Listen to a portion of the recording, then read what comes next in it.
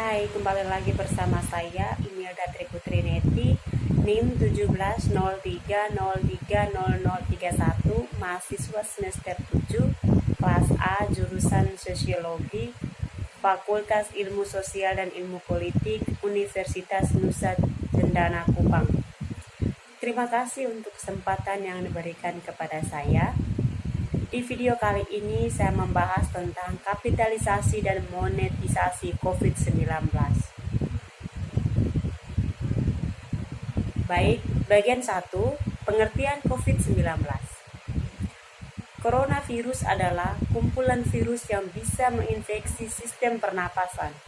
Pada banyak kasus, virus ini hanya menyebabkan infeksi pernapasan ringan seperti flu.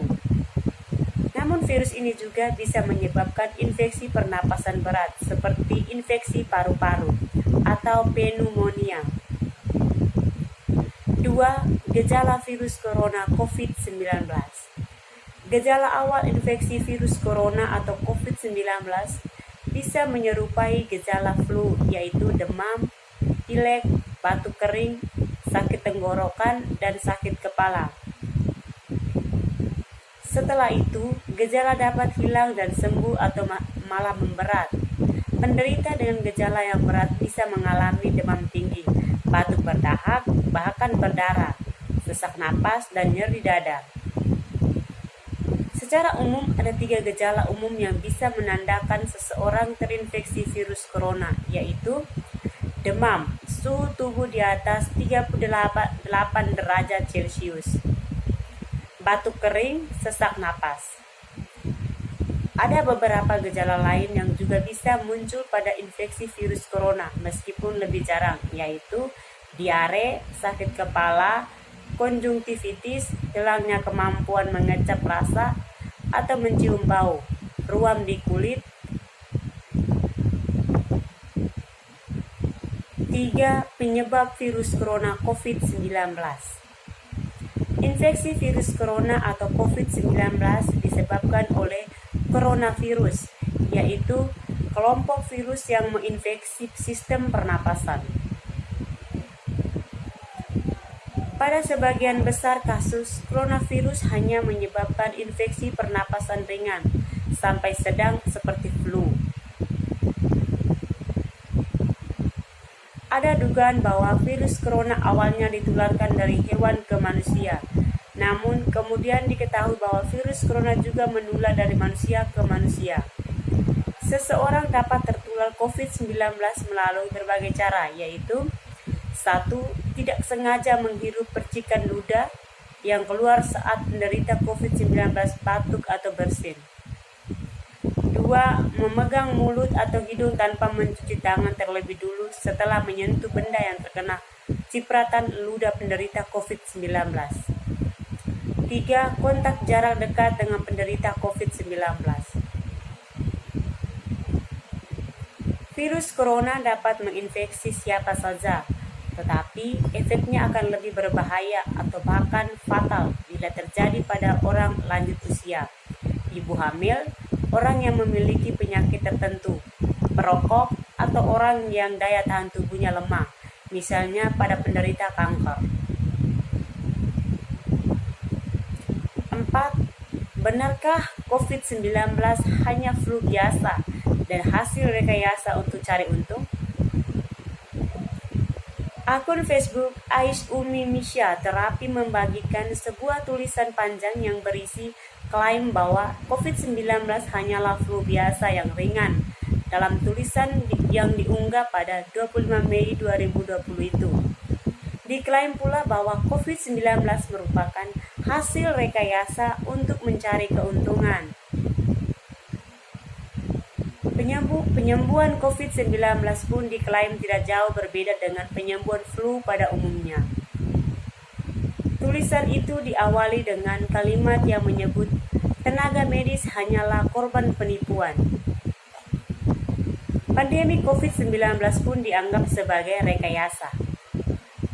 Mereka atau tenaga medis cuman korban penipuan. Semua ini settingan, bohongan. Virus COVID-19 beneran ada dan seperti flu lainnya, tapi lebih ringan. namun mudah menular karena sudah ditambahi asam amino 4 kali lipat. Dalam tulisan itu terdapat pula klaim bahwa pasien COVID-19 di rumah sakit hanya diberi vitamin C dan E serta beredar sakit tenggorokan mengkonsumsi buah-buahan pada pagi dan sore hari, banyak istirahat serta diberi uap apabila sesak napas. Bayangkan kalau cara penyembuhan ini bocor ke masyarakat, gagal lagi orang Yahudi memplokoto umat Islam. Tulisan ini pun memuat klaim bahwa COVID-19 sengaja diciptakan sebagai pengendali uang di seluruh dunia, seperti flu Spanyol yang menjadi senjata biologi pertama Amerika Serikat dalam Perang Dunia I.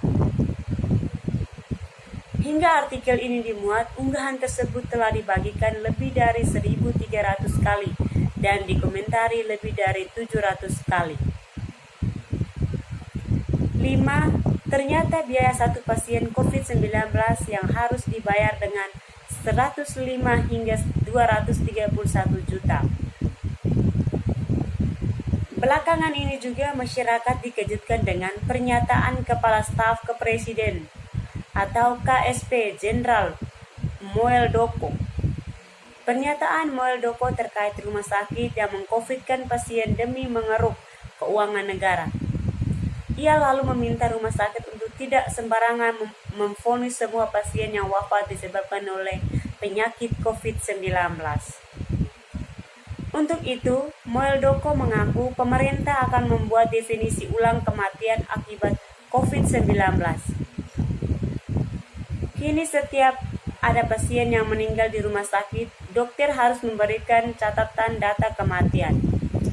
Data tersebut selanjutnya akan diverifikasi sebelum akhirnya ditentukan COVID-19 atau bukan.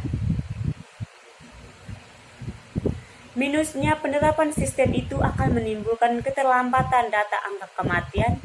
Pernyataan Muldoko itu disampaikan saat ia mengunjungi Gubernur Jawa Tengah, Ganjar Pranowo. Namun ternyata jika melihat biaya yang harus dikeluarkan untuk pasien yang terkena COVID-19 bisa membuat publik kaget.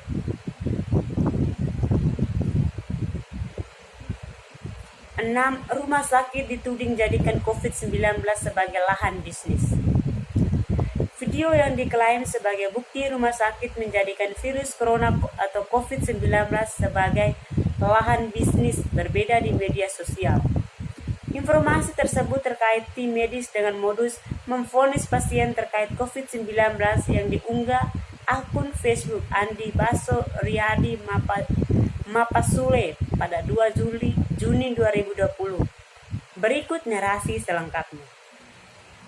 Kejadian ini membuktikan kalau tim medis atau dokter menjadikan pandemi COVID-19 sebagai lahan mata pencarian. Biar bukan penyakit COVID-19 dipaksakan untuk memvonis PDP COVID-19 atau positif COVID-19. Malah sampai maut menyogok anak korban agar setuju almarhum bapaknya untuk dijadikan positif COVID-19. Sama halnya dengan almarhumah istri saya yang meninggal karena stroke dan pecah pembuluh darah tapi divonis oleh dokter PDP COVID-19 dan akhirnya hasil swabnya menyatakan negatif COVID-19.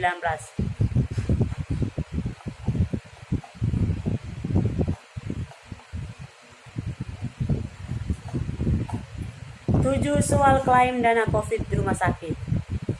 Alur pengajuan klaim COVID-19 dimulai dari rumah sakit mengajukan permohonan pengajuan klaim secara kolektif melalui email ke Direktur Jenderal Pelayanan Kesehatan.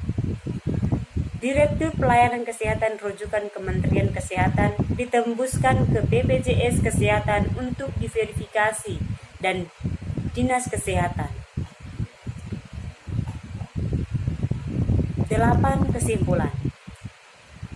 Klaim video terkait rumah sakit menjadikan COVID-19 sebagai lahan bisnis tidak terbukti.